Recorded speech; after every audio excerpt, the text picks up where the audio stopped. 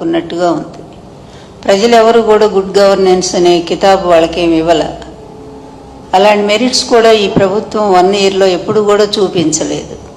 చూపించకపోగా ఒక అసమర్థ పరిపాలన, ఒక నిరంకుశ పరిపాలన, అధికారం అంటే పోలీసుల చేతిలో పెట్టుకొని ఇష్టం వచ్చినట్టుగా ఎవరినైనా అరెస్ట్ చేయొచ్చు అనేటువంటి దిశగా అటువంటి ఒక పరిపాలన సాగుతుంది తప్ప ఇది గుడ్ గవర్నెన్సా? ఏం చేశారు మన గుడ్ గవర్నెన్స్ మీరు చెప్పాల్సినటువంటి అవసరం ఉంది. మీ హోమ్ మినిస్టర్ ఎలా అయిపోయిందంటే ఒక చేతగాని దద్దమ్మలాగా అయిపోయింది. ఆమె చెప్తున్నారు నా చేతిలో తుపాకులు లేవు, నాకు ఎవరు పోలీసులు లేరు అన్నట్టు. ఆమెకెందుకు? పోలీస్ అంతా కూడా లోకేష్ చేతులు నడుస్తూ ఉంటే హోమ్ మినిస్టర్ డమ్మీగా అయిపోయింది. జగన్మోహన్ రెడ్డి గారిని తిట్టడానికి మాత్రం ఆమెను పంపిస్తూ ఉంటారు. నిన్న చూశాను నేను, మానవత్వం లేదు అది ఇదని మాట్లాడుతుంది. అసలు మీ మార్ఫింగ్లకి, మీ అబద్ధాలకి, మీరు చేసే ఎప్పటికప్పుడు మీ కుట్ర రాజకీయాలకి ఇదేనా అసలు పరిపాలన అంటే? చంద్రబాబు, ఇదేనా నువ్వు ఏదో 40 ఏళ్ళ ఇండస్ట్రీ అని చెప్పుకునే గొప్ప రాజకీయ జీవితం?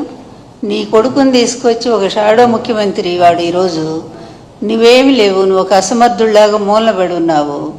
అదేవిధంగా ఇక నీ కొడుకు ఇష్టం వచ్చినట్టు వాడికేమీ తెలియదు, ఓనమాలు కూడా రావు రాజకీయాల్లో. అందువల్ల తనకు తెలిసింది ఏంటంటే నేను భయపెట్టేస్తే అది కూడా భయం ఈయన పెట్టడం కాదు, ఆ పోలీసుల అధికారం అండగా చూసుకొని పోలీసుల చేతిలో పెట్టుకొని ఇష్టం వచ్చినట్టుగా ప్రతిపక్ష నేతలు ఎవరు మాట్లాడి మీ పరిపాలన బాగాలేదంటే తీసుకుపోవటం. అదేవిధంగా ముఖ్యంగా ఈ రాష్ట్రంలో ఈ 1 ఇయర్లో ఆడపిల్లల మీద జరుగుతున్నటువంటి అత్యాచారాలు ఇంతవరకు స్వాతంత్రం వచ్చాక రాజకీయ చరిత్రలో, అంతకుముందు ఎక్కడో నిజాం టైంలో రజాకారుల ఉద్యమాల్లో మహిళల మీద అత్యాచారాలు దారుణంగా జరిగాయి అనేది మనం విన్నాము. బ్రిటిష్ హయాంలో అలాగే జరిగినాయి. ఎందుకంటే పోరాట వీరులను వాళ్ళు ఆ విధంగానే ఆడవాళ్ళని చేర్చేవాళ్ళు. కానీ ఈరోజు ఇది ఒక ప్రజాస్వామ్య దేశం, ప్రజాస్వామ్య పరిపాలన అనుకొని మీరు అనుకుంటున్నారు, మేమైతే అనుకోవట్లేదు. ఈవీఎంల సాయంతో వచ్చినటువంటి దరిద్ర పరిపాలన మీది ప్రభుత్వం ఇది. ఈ ప్రభుత్వంలో మీరు చేస్తుంది ఏంటంటే ఇదిగో ఇట్లాంటి అనాచారాలు. మీ పార్టీ వాళ్ళు ఏదో పని చేసినా సరే వాళ్ళకి ఏ విధమైన శిక్షలు లేవు. వాళ్ళు మహిళల్ని భయంకరంగా మరి మీ సోషల్ మీడియాలో ఇష్టం వచ్చినట్టు వాళ్ళ వ్యక్తిత్వ హననాన్ని చేస్తుంటే దానికి ఏ విధమైన శిక్షలు లేవు. కానీ సాక్షి మీడియాలో ఒక అనలిస్టు ఒక విషయాన్ని చెప్తూ దాన్ని మాట్లాడితే దాన్ని తీసుకెళ్ళి కొమ్మినేని గారికి అంటగట్టి అప్పటికప్పుడు ఆయన మీద కేసు పెట్టి తీసుకెళ్ళి ఇదా మీ పరిపాలన, ఇది సుపరిపాలన అంటారా? మీరు నిజంగా నిజాయితీగా ఒప్పుకోండి, ఒక్క పాయింట్ అన్న నిజాయితీగా ఒప్పుకోండి అయ్యా మీ తండ్రి కొడుకులు. ఇక ఆ 3 ఆయన గురించి ఎందుకు మాట్లాడాలా? ఆ 3 ఆయన ఒక వేస్ట్ ఫెలో అనేది అర్థమైపోయింది. ఎందుకంటే ఆయన అందుకే సనాతన వేషం వేసుకొని రాష్ట్రాలన్నీ తిరుగుతున్నట్టున్నాడు ఇక్కడేం చేయలేక.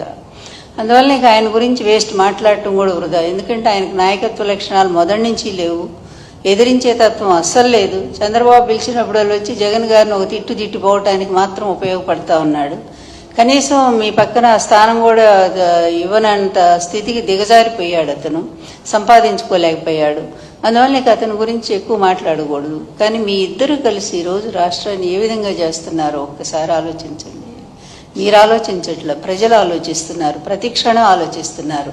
ఎందుకంటే శ్రీశ్రీ గారు అన్నట్టు మదమెక్కిన తురంగాలు అన్నట్టుగా మదం పట్టినటువంటి గుర్రాలు లేకపోతే ఏనుగులు ఇవన్నీ కూడా ఇష్టం వచ్చినట్టుగా ప్రవర్తిస్తూ ఉంటాయి. వాటికి ఉచ్చము నీచము జ్ఞానము ఏమీ తెలియదు.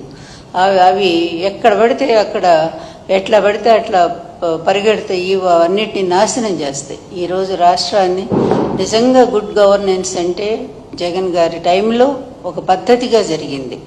కానీ మీరు ఏ ఒక్క పాయింట్ అయినా కంపారిజన్ చేయటానికి మీరెవరు రారు. ఎందుకంటే మీ పచ్చ మీడియా బాకాల్లో ఊదుతూనే ఉంటాయి మిమ్మల్ని. నిన్ను లోకేష్ని ఇద్దరిని కూడా అక్కడ కూర్చోబెట్టి ప్రైమ్ మినిస్టర్ని కలిస్తే దానికి మొత్తం పేజీలన్నీ కూడా ఈనాడు ఏబిఎన్ పెట్టేస్తారు. ఏంటి ప్రైమ్ మినిస్టర్ మీ మిత్రపక్షం కదా, మీ కూటమి కదా, ఒకళ్ళ మీద ఒకళ్ళు ఈరోజు డిపెండ్ అయ్యలేరా? అది కూడా కలిస్తే దానికి ఒక పెద్ద అది వీరత్వమా శౌరత్వమా? ఆయన వల్ల ఇదిగో ఇన్ని వేల కోట్లు ఈ రాష్ట్రానికి మరి వస్తూ ఉన్నాయి, పరిశ్రమలు వచ్చినాయి, ప్రైమ్ మినిస్టర్ గారు యాక్సెప్ట్ చేశారు.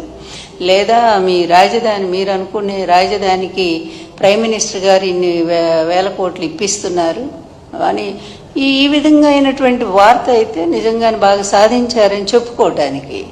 ఇంత సిగ్గుమాలిన మీడియా, ఇంత సిగ్గుమాలిన తండ్రి కొడుకులు, ఇంత పనికిమాలిన పరిపాలన, దీన్నంతా చూపిస్తూ ఒక 60-70 కోట్లు ఖర్చు పెట్టి దానికి గుడ్ గవర్నెన్స్ పాలన, దానికి పెద్ద పేరు. మొన్ననే కదా యోగా ఏంటో ప్రపంచం మొత్తం కూడా యోగా ఆంధ్ర రాష్ట్రం వైపు చూస్తుందంట. అంత పెద్ద గిన్నెస్ బుక్లో ఎక్కి ఆయనకు ప్రైమ్ మినిస్టర్ గారి కంటే లోకేష్ బహుమతి ఇస్తున్నాడు. అన్నీ లోకేషే బహుమతి ఇస్తున్నాడు. ఎన్ని 600 కోట్లు ఖర్చు పెట్టారు. ఏమైంది? ఎంత రసాభాస. చిన్న చిన్న పిల్లల్ని తీసుకొచ్చి వాళ్ళని పాపం గిరిజన పిల్లల్ని, వాళ్ళకి తిండి లేదు, నీళ్లు లేవు, వాళ్ళు పడుకోవటానికి ఒక సౌకర్యం లేదు. ఇదా గుడ్ గవర్నెన్స్? ఎక్కడైనా జగన్ గారి హయాంలో ఇలా జరిగినాయా? ఎప్పుడైనా స్టూడెంట్స్ని ఇబ్బంది పెట్టారా?